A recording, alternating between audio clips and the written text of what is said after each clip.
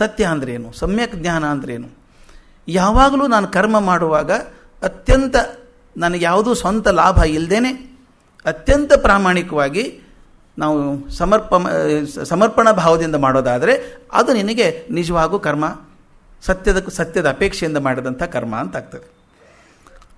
ಅದಕ್ಕೆ ಅದು ಹೇಗೆ ಮಾಡಬೇಕು ಅಂತ ಅನ್ನೋದನ್ನು ಈ ಸತ್ಯದ ತಿಳುವಳಿಕೆಯಿಂದ ಮಾಡೋದಕ್ಕೆ ಒಂದು ತಮಿಳು ಜಾನಪದ ಕಥೆ ಇದೆ, ನನಗೆ ಇಷ್ಟ ಅಂತದ್ದು. ಈ ಕಾರೈಕಲ್ ಅಂತಿದೆ, ಕರೆಕಲ್ ಅಂತ. ಕರೆಕಲ್ ಊರಲ್ಲಿದ್ದಂಥದ್ದು. ಇದು ತಮಿಳುನಾಡು ತುಂಬ ಜನಪ್ರಿಯವಾದಂಥ ಕಥೆ ಅಂತ ನಾನು ಕೇಳಿದ್ದೇನೆ. ಅಲ್ಲಿ ಕಾರೈಕಲ್ ಊರಲ್ಲಿ ಧನದತ್ತ ಅಂತ ಒಬ್ಬ ವ್ಯಾಪಾರಿ ಇದ್ದ. ಅವನಿಗೊಬ್ಬ ಮಗಳು, ಆಕೆ ಹೆಸರು ಪೂತವತಿ ಅಂತ ಮಗಳು. ಆಕೆ ಮಗು ಹುಟ್ಟಿದಾಗಿನಿಂದಾನೇ ಶಿವಧ್ಯಾನದಲ್ಲಿ ತನ್ಮಯಳಾಗಿದ್ದವಳು, ಅತ್ಯಂತ ಶಿವಧ್ಯಾನದಲ್ಲೇ ಇರುವಂಥವಳು. ಎಷ್ಟರ ಮಟ್ಟಿಗೆ ಆಕೆ ಪೂಜೆ ಮಾಡ್ಕೊಂಡು ಕೂತ್ರೆ ಮೈ ಮೇಲೆ ಎಚ್ಚರ ಇರ್ತಿರಲಿಲ್ಲ ಮಗು ಆಗಿದ್ದಾಗಲೇ ಅಂತ ಅಷ್ಟು. ಆಕೆ ದೊಡ್ಡವಳಾದಮೇಲೆ ಆಕೆಗೆ ಇನ್ನೂ ಚೆನ್ನಾಗಿ ಸಂಸ್ಕಾರಗಳನ್ನು ಕೊಟ್ಟು ಪಕ್ಕದ ಊರಲ್ಲಿ ಒಬ್ಬ ಮನುಷ್ಯ ಶ್ರೀಮಂತ ವ್ಯಾಪಾರಿ, ಅವನೊಬ್ಬನೇ ಮಗ ದೇವದತ್ತ ಅಂತ ಅವನ ಹೆಸರು, ಅವನ ಜೊತೆ ಮದುವೆ ಮಾಡಿಕೊಟ್ರು. ಅವರು ಶಿವಭಕ್ತರೇ. ಸಂಸಾರ ಚೆನ್ನಾಗಿತ್ತು.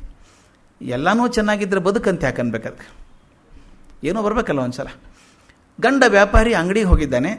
ಅಂಗಡಿಗೆ ಹೋದಾಗ ಅಲ್ಲೊಬ್ಬ ರೈತ ತನ್ನ ತೋಟದಲ್ಲಿ ಬೆಳೆದಂಥ ಒಳ್ಳೆಯ ಮಾವಿನ ಹಣ್ಣುಗಳನ್ನು ತಂದಿದ್ದಾನೆ. ಒಬ್ಬ ರೈತ ಇವನ ಅಂಗಡಿಗೆ ಬಂದು ಇವನ ಕಡೆ ಸ್ವಲ್ಪ ಸಹಾಯ ಪಡ್ಕೊಂಡವನು, ಸ್ವಾಮಿ ನಮ್ಮ ತೋಟದಲ್ಲಿ ಒಳ್ಳೆಯ ಮಾವಿನ ಹಣ್ಣಾಗಿದೆ, ನಿಮ್ಗೆ ತಂದಿದ್ದೀನಿ, ಒಳ್ಳೆ ಕ್ವಾಲಿಟಿ ಹಣ್ಣಿದು ಅಂತ 2 ಮಾವಿನ ಹಣ್ಣು ಕೊಟ್ಟು ಹೋದ. ಅವನು ಕೊಡೋನು ಕೊಟ್ಟ, 2 ಕೊಟ್ಟ. ಆತ ಏನು ಮಾಡ್ದ, ಮನೆಗೆ ಕಳಿಸಿದ, ಹೆಂಡತಿ ಕಡೆ ಕಳಿಸಿದ. ಆಕೆಗೆ ಪೂತವತಿ ಸ್ವಭಾವ ಏನಂದರೆ ಏನಾದರೂ ಒಳ್ಳೇದು ಕಂಡ್ರೆ ಶಿವನಿಗೆ ಅರ್ಪಣೆ ಆಗಬೇಕು, ಮತ್ತೊಂದೇನಿಲ್ಲ. ಅದನ್ನು ಅವಳು ದೇವ್ರ ಮುಂದಿಟ್ಟು ಪೂಜೆ ಮಾಡಿದ್ಲು. ಅಪ್ಪ ನಿನಗೆ ಸೇರಬೇಕಿದ್ದು ಒಂದು ಅರ್ಪಣೆ ಮಾಡಿದ್ಲು. ಆ ಮಾಡೋ ಹೊತ್ತಿಗೆ ಮನೆ ಮುಂದೆ ಅವನೊಬ್ಬ ಸನ್ಯಾಸಿ ಬಂದ. ಏನಾದರೂ ಕೊಡ್ತೀರಮ್ಮ ದಾನ ಅಂತ ಬಂದ.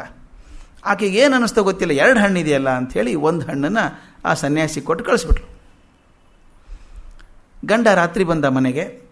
ಬಂದು ಮಾವಿನ ಹಣ್ಣು ನೆನಪಾಯಿತು, ಮಾವಿನ ಹಣ್ಣು ತೊಗೊಳೋದನ್ನ ಅಂದ. ಆಕೆ ಅದನ್ನ ಹೆಚ್ಚಿ ಕೊಟ್ಲು. ಅವನು ತುಂಬ ರುಚಿ ಅನ್ನಿಸ್ತದು. 2 ಇದೆಯಲ್ಲ, ಇನ್ನೊಂದು ತೊಗೊಂಡು ಬಾ ಅಂದ.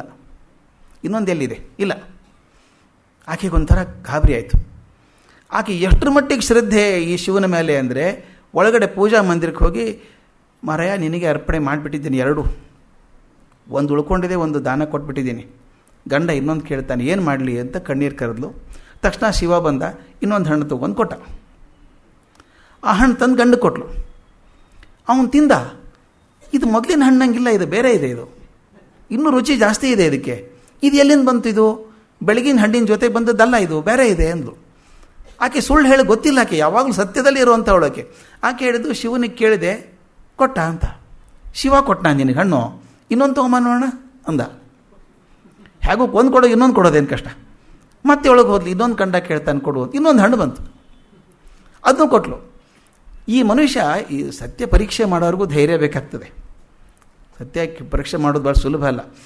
ಇನ್ನೊಂದು ಹಣ್ಣು ಕೊಟ್ಟ ತಕ್ಷಣ ಅವನಿಗೆ ಗಾಬರಿ ಹತ್ಕೊಂಡ್ಬಿಡ್ತು. ಈಕೆ ಏನು ದೇವತೆಯೋ ದೇವವೋ, ಒಳಗಡೆ ಹೋಗ್ತಾಳೆ, ಹಣ್ಣು ತೊಗೊಂಬರ್ತಾಳೆ, ಒಳಗಡೆ ಹಣ್ಣು ತೊಗೊಂಬರ್ತಾಳೆ, ಶಿವ ಕೊಟ್ಟ ಅಂತಾಳೆ. ಇದು ಏನೋ ಸಾಧ್ಯ ಕಾಣಿಸುತ್ತೆ, ಇದು ಈಕೆ ಜೊತೆ ಬದುಕೋದು ಕಷ್ಟ ಅಂತ ಮನೆ ಬಿಟ್ಟು ಓಡೋಬಿಟ್ಟ. ನೋಡಿ ಪರಿಸ್ಥಿತಿ ಹೇಗಿದೆ ಅಂತ. ತಡ್ಕೋಬೇಕಲ್ಲ, ಸತ್ಯ ಪರೀಕ್ಷೆ ತಡ್ಕೊಳಕ್ಕೆ ಓಡೋಗ್ಬಿಟ್ಟ ಅವನು ಮನೆ ಬಿಟ್ಟು. ಆಕೆನು ನನ್ನ ಮನೆ ಒಡೆದು ಹೋಯ್ತಲ್ಲ ಅಂತ ಶಿವನ ಪ್ರಾರ್ಥನೆ ಮಾಡಿ, ಏನು ಮಾಡಬೇಕು, ನೀನೇ ಮಾರ್ಗದರ್ಶನ ಮಾಡಬೇಕಪ್ಪ, ನೀನು ಕೊಟ್ಟದ್ದಕ್ಕೆ ಹಿಂಗಾಯಿತು ಅಂತು. ತಕ್ಷಣ ಶಿವ ಹೇಳಿದಂತೆ, ಚಿಂತೆ ಮಾಡಬೇಡ, ನೀನು ಎಷ್ಟು ದೊಡ್ಡ ಭಕ್ತೆ ಅಂತಂದರೆ ನಾನು ನಿನಗೆ ಮಗನಾಗಿ ಹುಟ್ಟುತ್ತೇನೆ ಅಂತ ಹೇಳಿ ನೀ ಕೈ ಚಾಚು ಅಂತ ಹೇಳ್ತಾನೆ. ಕೈ ಚಾಚಿದಾಗ ಕೈ ಚಾಚಿದ ಕೈಯೊಳಗೆ ಒಂದು ಪುಟ್ಟ ಮಗುವಾಗಿ ಶಿವ ಬಂದುಬಿಡ್ತಾನೆ. ಬಂದು ಆಕೆನ ಮೊದಲನೇ ಬಾರಿ ಅಂಬಾ ಅಂತ ಕರೀತಾನೆ. ಕಾರೈಕಲ್ ಅವ್ರು ಯಾವ್ದಾದ್ರು ಗೊತ್ತಿರುತ್ತೆ, ಅಲ್ಲಿ ಅವ್ರನ್ನ ಕೇಳಿದ್ರೆ ಗೊತ್ತಾಗುತ್ತೆ. ಕಾರೈಕಲ್ ಅಂಬಾ ಅಂತ ಹೆಸರು, ಇದಕ್ಕೊಂದು ದೇವಸ್ಥಾನ ಇದೆ ಅಂತಲ್ಲಿ, ಕಾರೈಕಲ್ ಅಂಬಾ ಅಂತ. ಅಂದ್ರೆ ಹೇಳ್ತಾರೆ, ಸತ್ಯದಿಂದ ನಡ್ಕೊಂಡಾಗ, ಆ ತನ್ಮಯತೆಯಲ್ಲಿ ನಡ್ಕೊಂಡಾಗ, ಆ ಶ್ರದ್ಧೆಯಿಂದ ನಡ್ಕೊಂಡಾಗ ಶಿವನ ಗೆಲ್ಲೋದಲ್ಲ, ಶಿವನನ್ನೇ ಮಗನನ್ನಾಗಿ ಪಡ್ಕೊಂಡಂಥವಳು ಕಾರೈಕಲಂಬ ಅಂತ.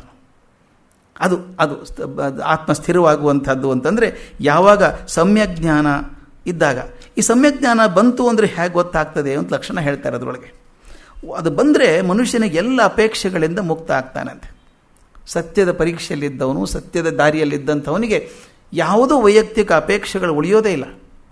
ನೋವು ಆಗಲ್ಲ, ದುಃಖನೂ ಆಗಲ್ಲ ಅವನಿಗೆ. ಅಂಥವನಿಂದ ಮಾತ್ರ ಈ ಆತ್ಮ ಸ್ಥಿರವಾಗಿ ನಿಲ್ತದೆ ಅಂತ.